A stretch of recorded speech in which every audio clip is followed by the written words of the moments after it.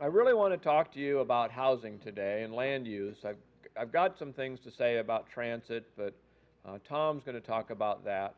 So I'm going to tell you a little bit about the history of San Jose. I'm going to leave a lot out for interest of time, but I always like to start with this house. And if you've seen my slideshows recently, then you've seen this house before. This is in Houston, and this is an almost perfect, what I call a Coldwell Banker house, because each year Coldwell Banker does a study assessing the value of a standard house in cities all across the country. And the standard house is 2,200 square feet, 4 bedrooms, 2.5 baths, family room, 2-car garage, in a nice neighborhood. And this particular house is in Houston, and it's sold in December 2005, and it meets all of those criteria except for it's actually a little bigger than 2,200 square feet. In 2005, it sold for $150,000. Coldwell Banker says if it was on the market today, it would sell for $170,000. That's Houston. Houston, of course, has no zoning, almost no planning, no government planning, lots of private planning, but no government planning. Same house in my hometown of Portland, according to Coldwell Banker, is $320,000. That's down. Last year it was $360,000. And the same specification house in San Jose is $1.1 million. Now, it wasn't always this way. Just 40 years ago, housing was about the same price everywhere in the country. New York's a little higher, San Jose is a little higher than Portland, but it's not all that much higher. This is the median value of a home in 1969, according to the Census Bureau. So it might be that the house in San Jose was actually bigger than the house in Portland, and that might be part of the reason why its median value is higher. Another way of measuring affordability, of course, is the median value of a home divided by the median family income in that region. And you can see New York has, in 1969, a little bit higher value to income ratio than other places in the country. And San Jose and Los Angeles are a little higher, but really we're all in the same ballpark, about an income to value ratio of about 2. That means if you dedicated all your income, you could buy a house in 2 years. If you could dedicate it to all your income to buying the house. Of course, you can't. If you dedicate about 30% of your income to buying a house, it would take you about 10 years to pay off the house when the value to income ratio is 2. So, of course, in Houston, a little bit less than 10 years. In New York, a little more than 10 years. Well, that was 1969. Well, here's 2006. San Jose is way up here, $900,000. Los Angeles and New York are up there. Portland is high. The U.S. average is still about $200,000, quite a bit lower than everywhere else that we've got here. And, of course, Houston is even less. And the value to income ratios are also just way out of proportion. San Jose has about the highest income of any major urban area in the country, highest median income. So they're not quite as far off as Los Angeles, which has a higher value to income ratio because its incomes are lower. Even though its home prices are lower, the incomes are really lower. But you can see we're talking about value to income ratios of 8, which means if you dedicate 30% of your income or even 40% of your income to paying off a loan, you will never pay it off. You will never be able to pay it off at 6% interest rate. You have to dedicate 50, 60, 70% of your income to get it paid off in 30 years or less when you're up here. Down here, 4. Portland is at 4. That's bad enough. But Houston is still about 2, about what most places in the country were in 1969. So what causes the difference? Now, in Oregon, where we have all this growth management planning, where we have land use planning since 1973, they say, well, it can't be the land use planning that's made housing expensive, because look at California. They don't have a statewide land use planning law like Oregon does, and yet their housing is even less affordable than ours. Well, growth management planning is a deliberate effort to control the rate or location of future growth. The first growth management planner, as far as I can find, was Queen Elizabeth I, who drew a line around London, an urban growth boundary, and said nobody's allowed to build outside of that line. Well, eventually some people did, but in 1947, the British Parliament passed a law called the Town and Country Act, which drew a line around London and other cities and then purchased green spaces, they call it the green belt, around that line and said nobody can build on that green belt and it's very difficult to build outside the green belt. So you get situations like this. This is a house in London. This black building is one house. It's 10 feet wide at one end. It's only 5 feet wide at the other end. And it sold in London recently for $933,000. That's what you get when you have growth management planning. Now you look at a map of states that have growth management planning. Hawaii was the first state to pass a growth management law in 1961, then Vermont, Portland, and then nothing much for a while. And then in the 80s we started getting some laws, Florida in 1985, and then in the 90s a series of laws, and 98 Arizona, and a few others, I think Pennsylvania in 2000. So we've got these growth management planning laws, and you can compare the states that have growth management laws with the states that have high housing value to income ratios. And pretty much you see the high ratio states are the states with growth management laws. There's two major exceptions. Tennessee has a growth management law, but so far has not become expensive. California doesn't have a growth management law, and it's next to Hawaii, it's the most expensive, the least affordable housing market in the country. So why is California housing so expensive? If they don't have a growth management law, they're obviously not running out of land. Nevada, by the way, has become expensive because they've run out of land. 90% of Nevada is federal land, and Las Vegas has run out of private land. They're not selling land fast enough to keep up with the growth, and so prices have to go up. But why is California so expensive? They're not running out of land. There's plenty of land in California. Well, it turns out there's three reasons. LAFCOs, you all know what those are. CEQA, you all know what that is. And planning and appeals. LAFCOs are a unique institution to California. How many people here from California who don't know what a LAFCO is? Okay, so even if you're from California, you're not aware of this institution. So it's a very important institution. I think LAFCOs are the reason why the main reason why California housing is so expensive. CEQA is and I'm going to explain what a LAFCO is in a moment, but CEQA is the California Environmental Quality Act.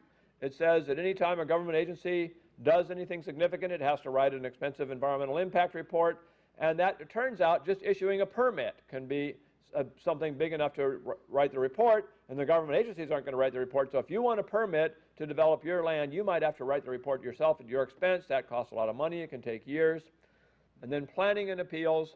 The planning process in California and Oregon and a few other states has essentially given everyone in the state an entitlement to have a say on how all the land in the state is used. So if you want to have a say in how your neighbor uses their property, you can. If you want to have a say in how somebody 500 miles away from you in the same state uses their property, you can. You have a say on it, and that can cost a lot of money. It delays the plans and increases the cost of permitting.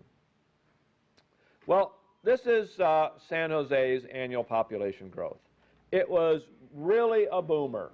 In the 1950s and 60s, it was growing consistently at about the San Jose urban area at about 42,000 people per year.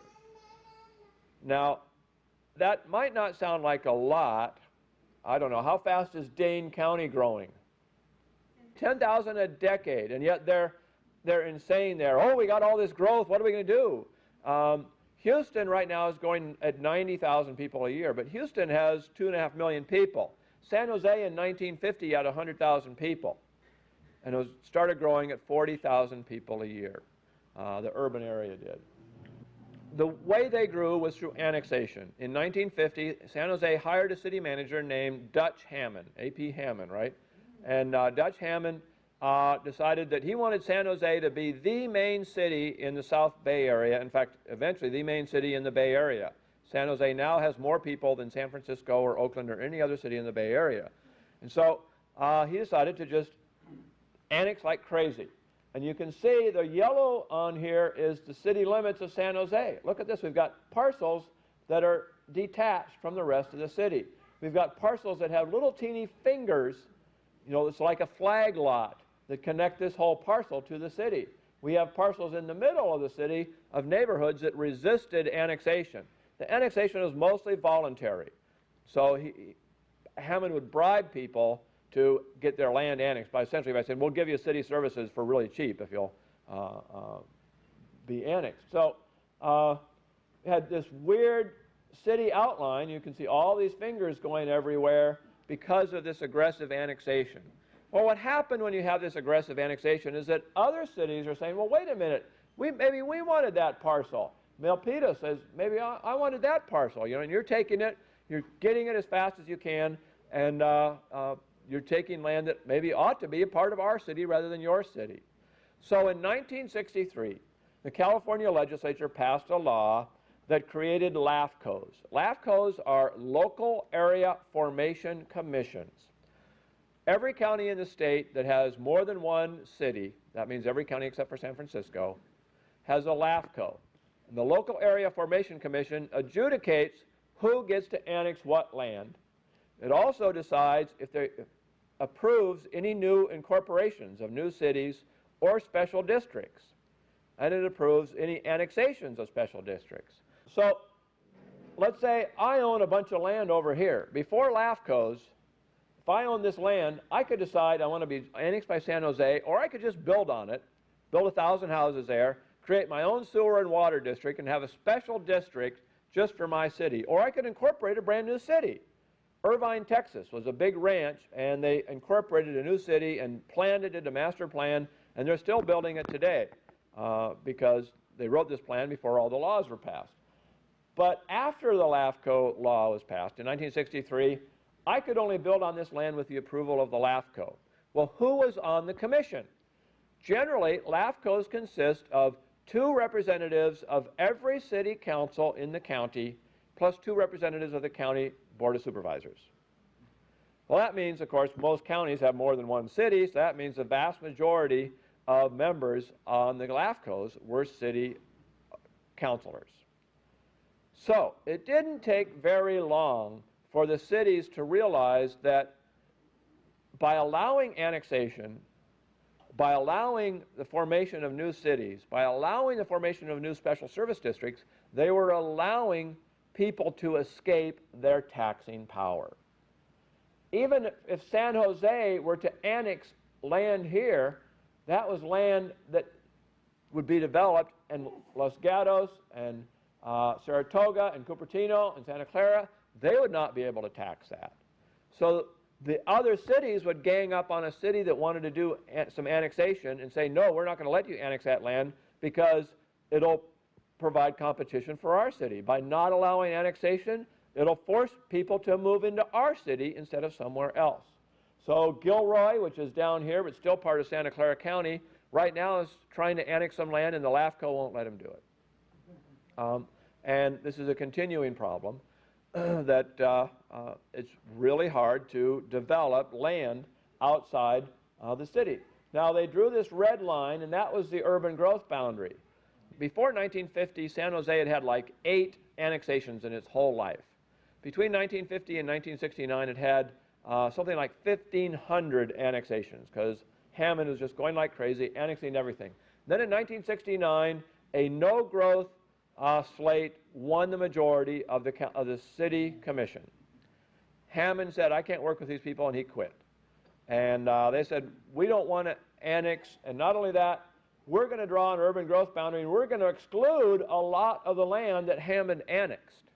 So this land here, this is Coyote Valley, and it was outside the urban growth boundary, even though it was inside the city limits. The blue line is called the sphere of influence. And that says that no other city will ever get to annex land inside the sphere of influence, only San Jose. That was their adjudication. You know, Milpitas has its sphere of influence, and Santa Clara has its sphere of influence if it has any vacant land nearby. But San Jose's sphere of influence is here. So nobody ever gets to annex land or incorporate a new special service district or a new city or anything else in that blue area. But they've decided to only allow development in the red area, which is the urban growth boundary. Well, what does this do? we think of San Francisco or the San Francisco Bay Area as being heavily developed. There's, what, 4 million people in the entire Bay Area. But actually, there are huge amounts of open space. This is Oakland. This is Berkeley. Look at these hills. There's nothing, no development there. These are regional parks. So a large amount of the area of the San Francisco Bay Area has been put into publicly owned, permanently protected regional parks. Only 17% of the Bay Area has been developed. 23% is in regional parks. There's more acres that are permanently protected than have been developed. But there's also this 60%. It's not permanently protected. Theoretically, it could be developed, but it's outside of an urban growth boundary. It's outside of an existing city limits, and the various cities in those counties say, through their LAFCO, say, we're not going to allow any development to take place out there because it competes against us, and we want the revenue that would come from that development. They see it as a zero-sum game. It's either going to be developed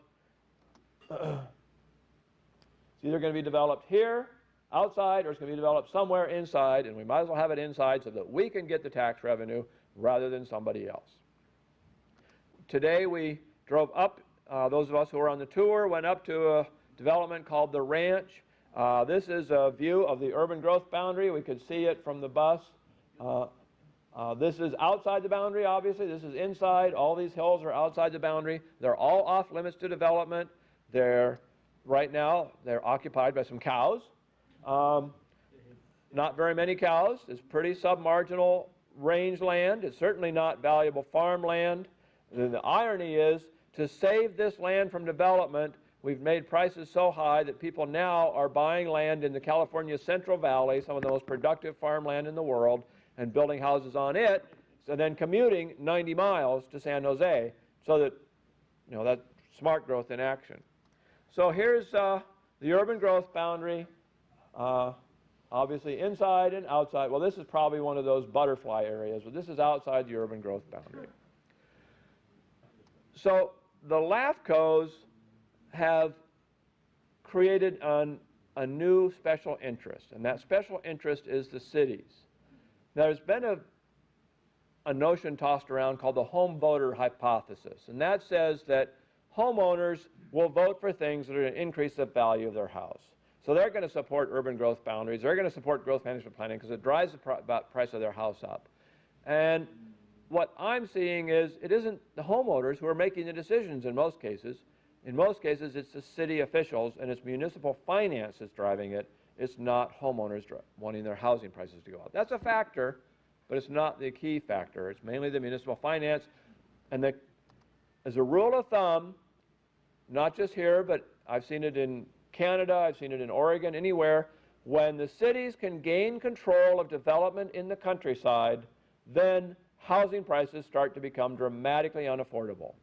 As long as there's some vacant land out there that a developer can buy and build on and provide services to, then the cities are going to have to say, wait a minute, it's either out there or in our city, so we better streamline our planning process. We better make it easy for developers to build here. We better have low impact fees or no impact fees, or they're going to build outside.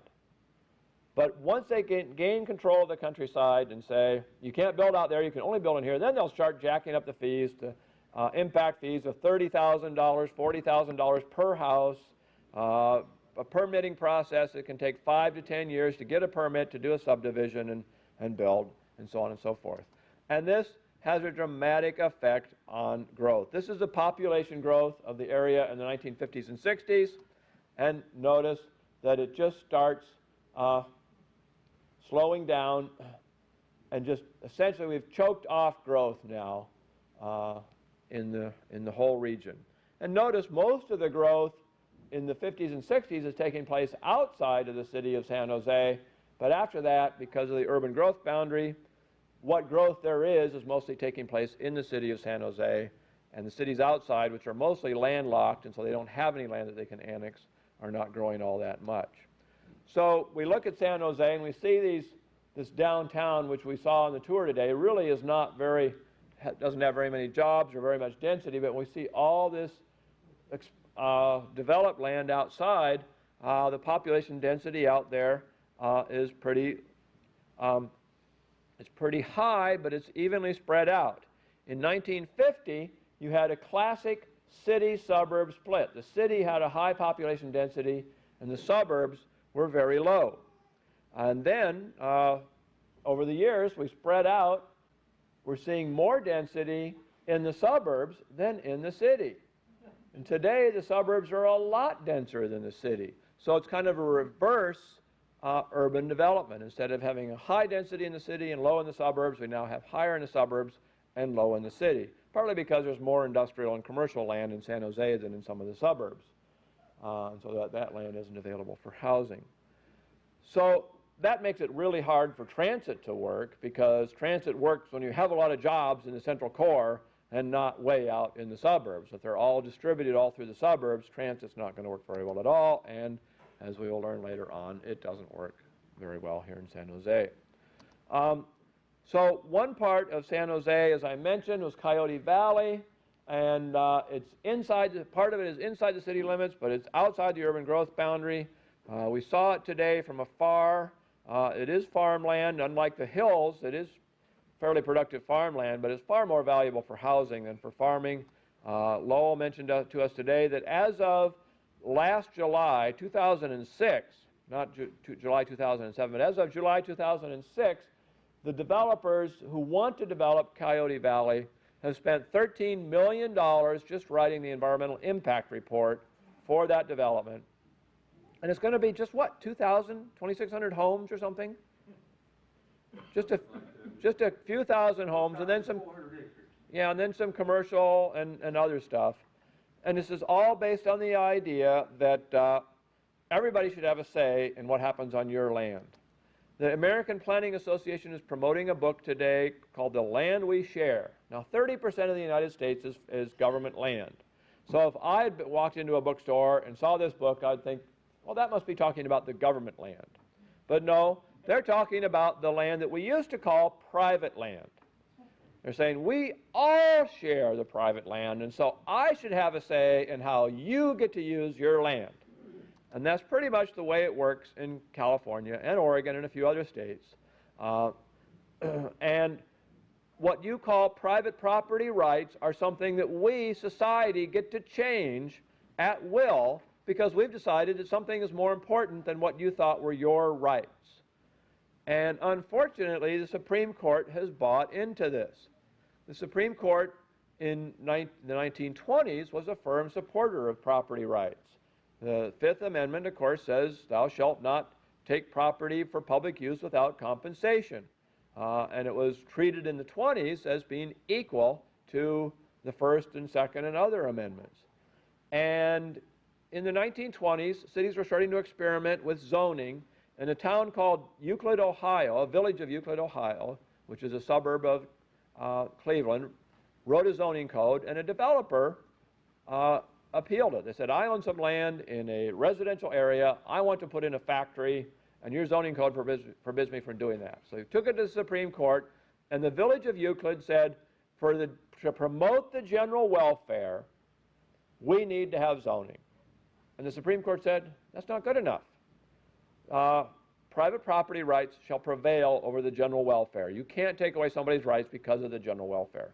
But an intervener, a friend of the court, who was a lawyer who had worked on zoning, wrote a brief that said, zoning is necessary to prevent nuisances. Somebody could build a tannery in the building next to you and smell up your house and reduce your home value. And that's a nuisance. There's rules against that. You can use the police power of the state to control nuisances, and zoning is one way we control nuisances. And the Supreme Court bought that. They said, okay, for nuisance control, zoning is okay. But to promote the general welfare, no, you can't do it. But then, in 1965, the Penn Central Railroad, which was on the verge of bankruptcy, owned a modest train station in New York City called Grand Central Terminal. And they said, you know, our railroad is worthless, but we have all this land, and we want to make some money, and so we want to use the land to the best we can. And so we want to build a skyscraper where Grand Central Terminal is. We're not going to change the terminal. We're not going to change the outside of it. We're not going to change the inside of it. We're just going to build a skyscraper on top. In fact, The original plans for Grand Central Terminal called for a skyscraper to be built on top of it. But there was a recession when the terminal was first built, so we never built it, but now we want to.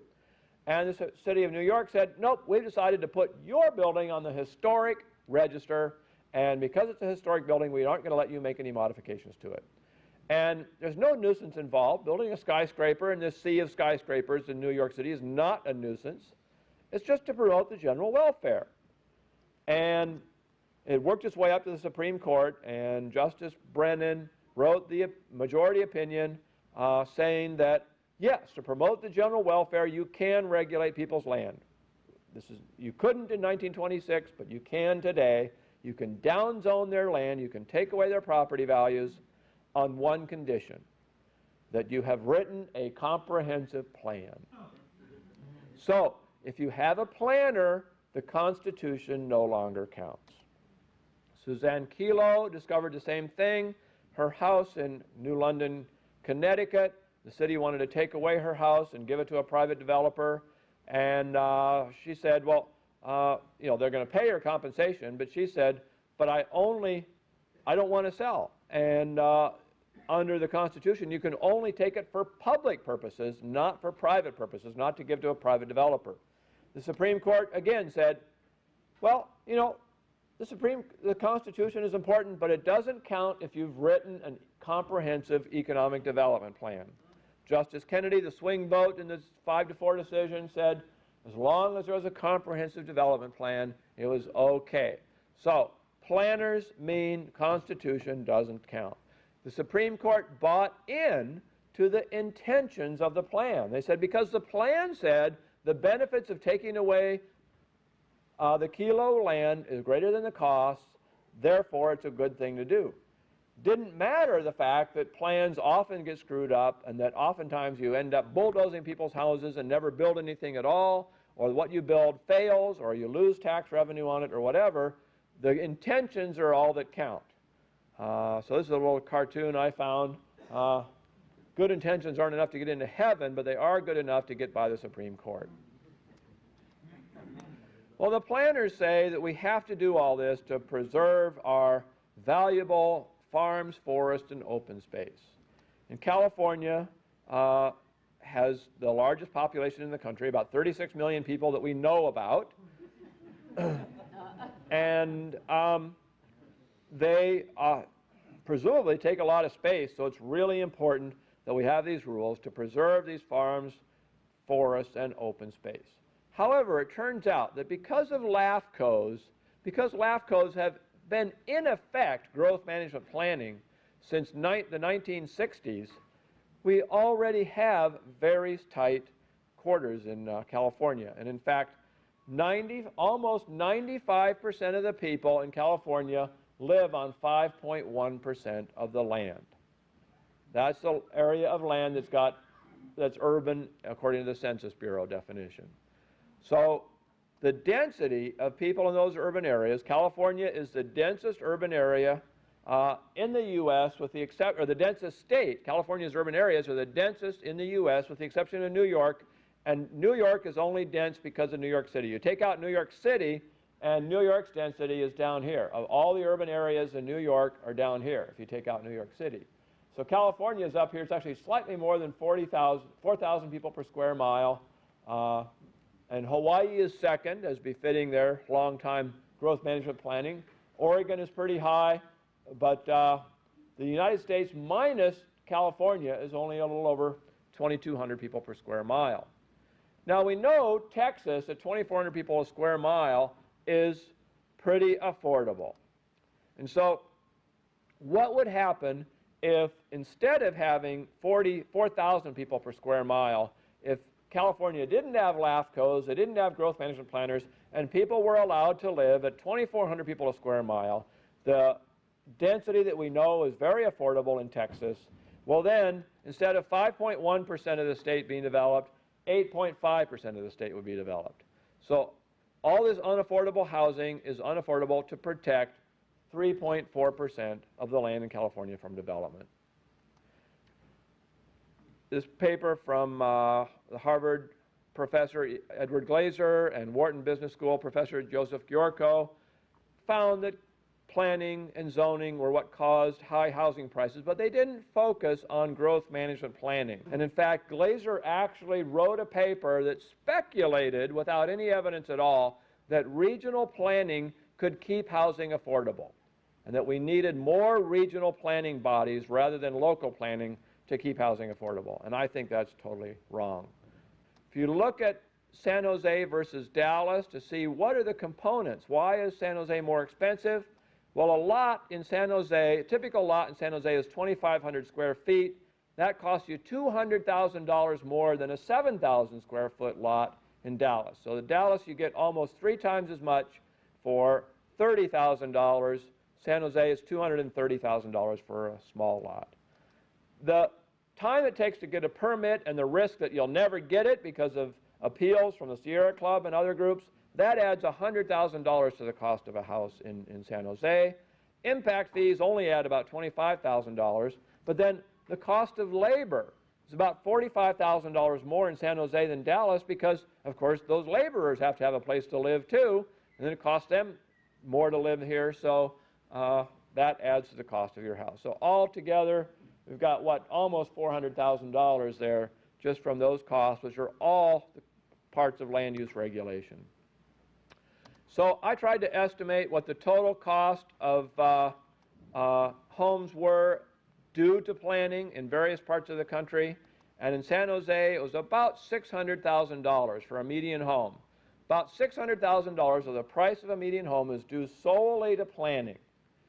This is the price that a home would be if the value to income ratio were only 3 instead of what it is, about 8. In Los Angeles, it's about $400,000. In San Francisco, a little bit higher than San Jose. Oakland, a little bit lower. But the costs are really high, especially here in California. If we add up all of this cost and just look at the houses that were sold last year in the United States, the total cost of growth management planning was about $250 billion last year. California was more than half of that. So LAFCOs have really done a number on California, far more. If you look at the various states, Florida is $20 billion, New York's $25 billion, that's all in New York, the New York urban area. Washington is $9 billion, California is $127 billion. It just dwarfs all the other states. Glaser wrote a paper in which he said that not only does zoning and restrictive planning drive up housing prices, it makes them more volatile. It leads to employment to be much more likely to fall. And it ensures that you create a wealthy area that caters only to the elite people of your area. And we can see all of these things in San Jose. This is number of jobs in San Jose from 1990 to today, and it just swings up and down. And this is the way it's been for many years. Since growth management planning started, this goes back to 1975, and this is housing prices. They went up and then they declined by about 20%, and they went up and they declined about 20%. Now they're up, and now they're starting to decline again about 20% or more. But what's interesting is that if you look at places that don't have a lot of growth management planning, the title's cut off here, but this is in the southeast. You can see Atlanta, Birmingham, Charleston, Little Rock, Louisville, Nashville. There's some swings, but they're much smaller swings. And of course, we're talking about much lower numbers here. Here we're getting up to $800,000, $900,000, and here we're talking about, oh boy, it's almost $200,000 for a house in Atlanta. It also affects the income distribution. The yellow lines here show the income distribution in the United States. The red is San Jose. Notice we've got a much higher group of wealthy people, but also a lot fewer poor people. So we've attracted some wealthy people with the creative class, but we've driven out the poor people. The black population of San Jose is declining. The black population of the San Francisco Bay Area is declining. I think it was interesting when we celebrated the 40th anniversary of Martin Luther King's I Have a Dream speech. Somebody pointed out that when he gave that speech, there were fewer than 50 black elected officials in the South. Today there's almost 20,000. great progress, but in 1963, black per capita income was 57% of white per capita income. Today, it's 59% of white per capita income. One obstacle to blacks achieving the wealth and income that other people have is that they have lower home ownership rates. White families, 70% of white families own their own homes. Only about 45% of black families own their own homes. Only about 45% of Hispanic families own their own homes, but if you compare generations, third generation Hispanic families are up here where the whites are, second generation are here, first generation are down here. So they're making progress, but we don't see that generational change in the black community. We see only very slow progress there. Studies have shown that sprawl actually increases black home ownership rates because housing is more affordable. Studies have shown that growth management decreases black home ownership rates and finds that lots of people who otherwise would be able to buy homes can't buy those homes. We're going to be talking about this later on, but I'll just mention that the planners always say, well, what we need to have is a law that requires builders to build affordable housing. And all of those kinds of laws just make the situation worse. They make housing less affordable. They increases taxes on everybody else. San Jose has spent, in over a 10-year period, almost $200 million to provide housing subsidies to low and moderate income people. And that is a drop in the bucket compared to the $2 billion cost of housing that they've imposed on housing in the this is just in San Jose. That's the total additional price of all the housing in San Jose. Tomorrow we're going to hear from Ed Stringham, who's going to tell us about inclusionary zoning, so I won't go into that. But Glazer and Giorco say we need to have zoning reform, we need to have deregulation if we're going to fix this problem. I go further, I say let's just get rid of the planners. Repeal LAFCOs. Repeal the California Environmental Quality Act that requires you to spend $13 million on environmental impact reports. Shut down all the city planning offices and then have user fees and markets to solve the problems that planning was supposed to solve. We know that technical solutions make more sense. We've tried two different ways to reduce automotive air pollution. One is technical solutions, and the other is changing people's behavior. We have not reduced per capita driving by one bit, but we've had huge reductions in air pollution by technical solutions. So these kinds of solutions, getting rid of planning, getting rid of zoning, replacing zoning with covenants and homeowner associations, I think are the way to go. We can talk about that more later on. Lowell mentioned my policy analysis. You can download it from the web. It's on the CD we gave you that describes all of this in more detail. And of course, the book is available outside. First copy is only $10, even though the list price is $23. So I hope that you take advantage of that opportunity and buy one. After the first copy, they're $15, so that's even a good deal too. I also have a blog. If you don't read my blog every day, I post on it 5 days a week, so I think you ought to take a look at it. It's called The Anti-Planner. All you have to do is Google anti-planner, and I'm the first thing on the list.